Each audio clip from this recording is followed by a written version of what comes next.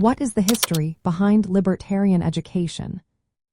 Have you ever wondered how the concept of libertarian education came to be? It's quite fascinating when you look at its roots. Libertarian education is based on a philosophy that values individual freedom and the right to choose.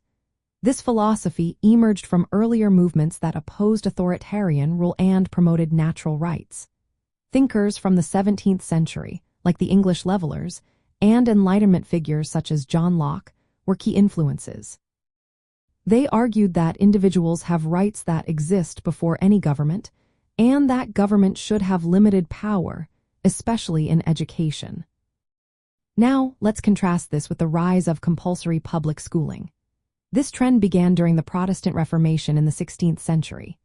Before that time, education was mainly private, often managed by churches, guilds, or personal tutors.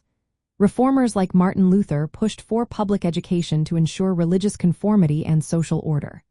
In colonial America, particularly in Puritan Massachusetts Bay, laws were created to enforce compulsory schooling. These laws aimed to control children's education, allowing the state to take children from parents who did not meet educational standards.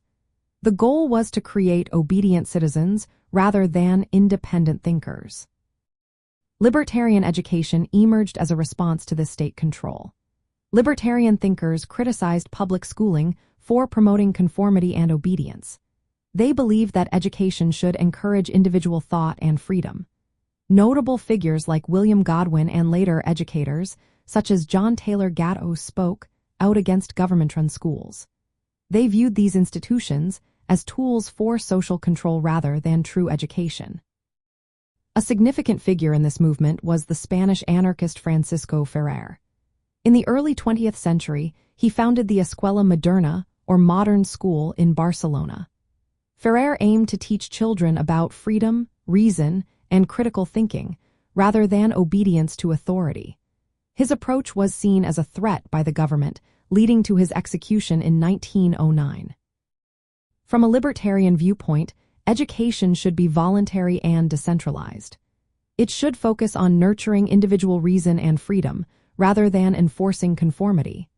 This perspective supports alternatives like homeschooling, private schools, and democratic or free schools.